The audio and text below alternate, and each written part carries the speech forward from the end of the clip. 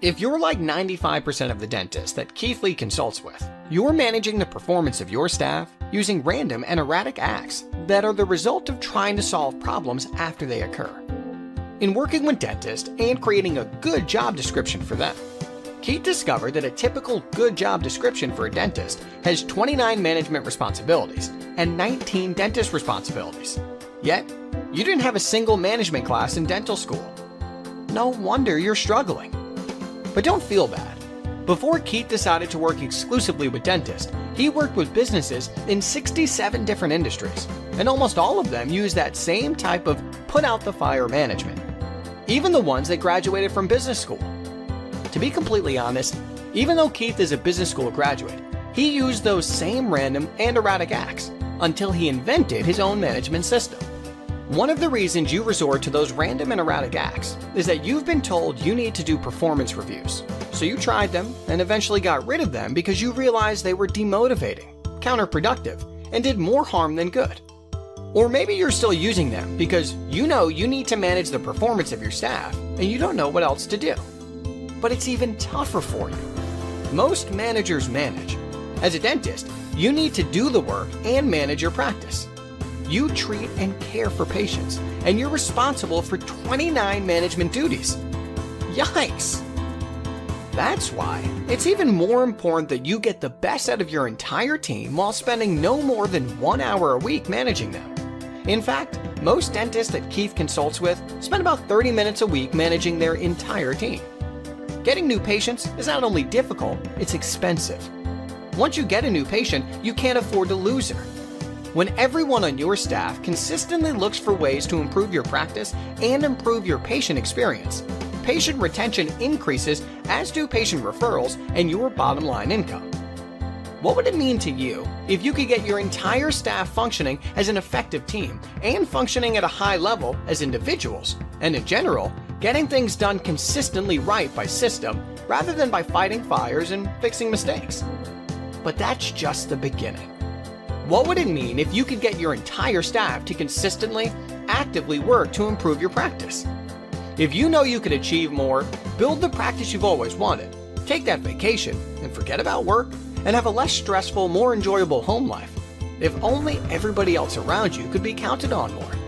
This will be life-changing for you. What would happen to your practice and your life away from the office if you could say this? This is from Sean Tarpening at Herbert Dental in Eau Claire, Wisconsin. Keith's program has provided us with a framework for our team members to own problems in the practice and solve them, creating systems in the process. It's a complete 180-degree turn from what was happening, with me, the business owner, or my office manager, being burdened with every problem and ultimately being forced to handle it, often in a manner the staff would at some level disagree with. Now, we're working at approaching problems as their problems. They have a major say in how they get resolved. We simply approve their solutions or help them come up with a more suitable solution. It's great. Morale is of course up because they are owning their job post. Is it time for you to take control of your practice and create a highly productive staff that increases patient retention and referrals and allows you to take control of your practice and your life? If so, the next step is a complimentary consultation with Keith. Keith's time is extremely valuable, and so is yours. So he doesn't schedule a consultation unless you qualify. There are a few things you need to do to qualify for the consultation.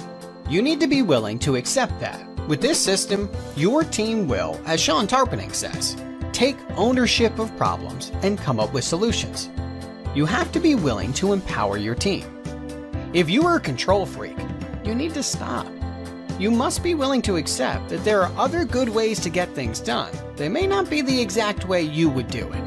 You have to want to develop individuals and your team. You will start seeing positive results with your staff after you have invested about 5 hours with Keith. You or your office manager have to be willing to put in that time. After the first 5 hours, you or your office manager need to put in another 10 hours to get your entire staff up to speed. This is when you'll see the huge results. After everyone is on board, you or your office manager need to devote 15 to 60 minutes a week in PDIs developing your team. Again, most dentists take somewhere around 30 minutes a week.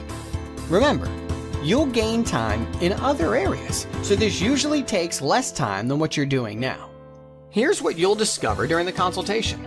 The 3 easy steps you can take that will have your staff functioning as an effective team and functioning at a high level as individuals, and in general, getting things done consistently right by system, rather than by fighting fires and fixing mistakes. 2 simple things to do immediately to make sure that everyone in your practice is continually trying to do a better job and improve your practice. The one thing you must do in any meeting with a staff member that ensures they leave pumped up, ready to go, and take on the world. The simple roadmap you can follow to make sure every staff member is on board, looking to improve your practice. Simply email info@keithlee.com and request your complimentary consultation, and Keith's assistant will contact you. Again, email info@keithlee.com.